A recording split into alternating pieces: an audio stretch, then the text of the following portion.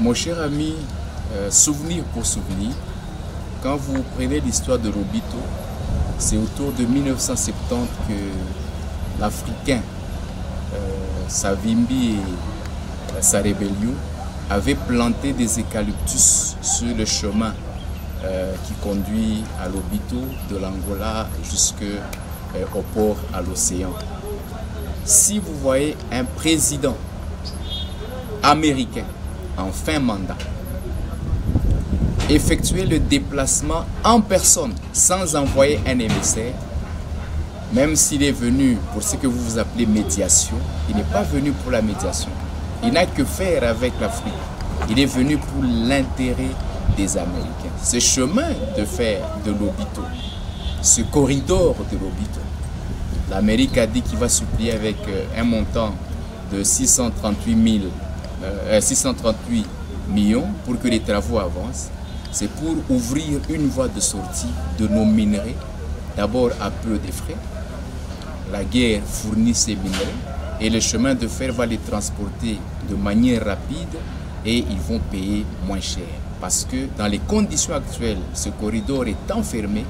Le transport par route, de Kolwezi par exemple, à Kasumbalesa, de Kasumbalesa au Zimbabwe, de Zimbabwe pour transiter, aller en Tanzanie, au port de Dar es Salaam ou bien aller en Afrique du Sud, au port de Durban, ça coûte beaucoup d'argent. Mais aller par Muchacha, quelques 2 jours, vous êtes en Angola et vous êtes au port, ça part.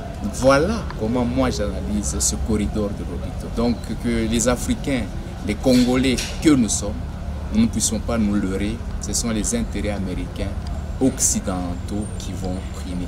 Alors comment la RDC peut-elle faire pour en tirer profit?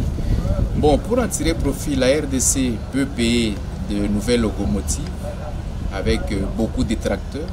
Comme ça, nous pouvons transporter ces minerais et gagner un peu d'argent dans le transport.